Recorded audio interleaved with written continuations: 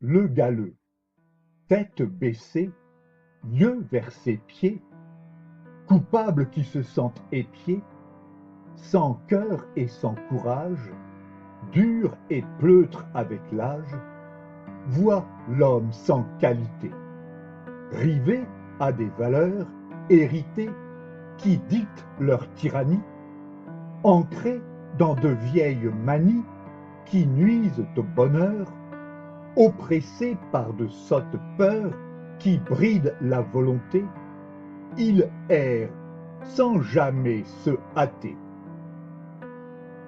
Silhouette fantomatique, aperçue famélique au détour d'un sentier dans le massif forestier. Prunelle dans le lointain, dans le jour qui s'éteint, enfiévrée par l'attente longue et désespérante. À l'approche de l'hiver, quel affligeant revers! Le marcheur du dimanche, écartant une branche, distingue, inquiétant, son regard pénétrant, quémandeur de chaleur, essentiel à cette heure. Mais, feignant de ne pas le voir, à grands pas, il passe son chemin à l'image d'un gamin. Quelques mètres parcourus, à suivre le tracé d'un étroit rue, voilà, dans un reflet de l'eau, que survient dans son dos un zombie haut sur pattes, drôle d'image qui épate. Sans s'arrêter d'avancer, sans savoir qu'en penser, il tourne son visage vers lui, qui, épuisé et laid, le suit. Accablé, le corps décharné, plein de poils jusqu'au nez, par plaques arrachées, des plaies sur sa peau tailladée. Il progresse difficilement, chair meurtrie, assurément victime de mains sévices. Pour quel bénéfice? Puis d'un vil abandon qui exclut le pardon. Perdu en pleine montagne, il subit, sans hargne, son destin de chien errant, vieux et malade, déchirant témoignage de la brutalité humaine dans sa banalité. Sans oser se manifester, de crainte d'être molesté, queue basse, gueule fermée, par un maître trop blâmé, il garde ses distances, de peur, avec violence, d'être chassé. Pitoyable, à son aspect peu enviable, à sa démarche mal assurée, exténué d'avoir trop enduré, à ses yeux mi-clos et tristes, son air abattu, trahi, fataliste, qu'il s'en remet au destin pour décider de sa fin.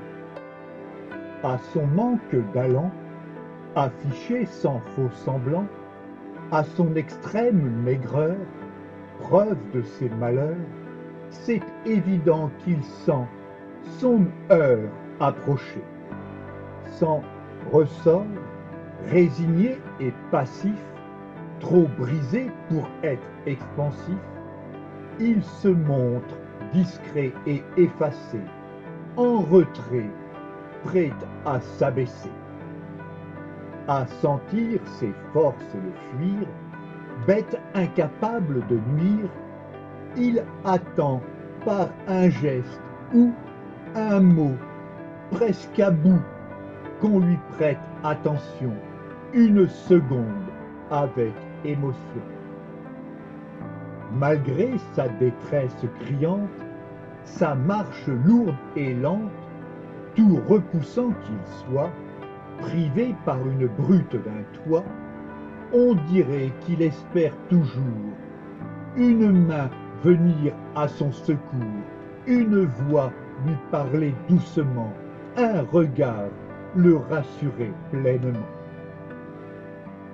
L'inconnu, mine honteuse, aperçut sa prière silencieuse, a vu son imminente fin, mais, faute d'être vraiment armé pour assumer une adoption qui nuirait à ses ambitions, honteux, il a accéléré le pas, sûr que l'autre, faible et las, se laisserait distancer, amer de discerner, sur cette terre qu'une fois encore bannie, on ne veut pas de lui.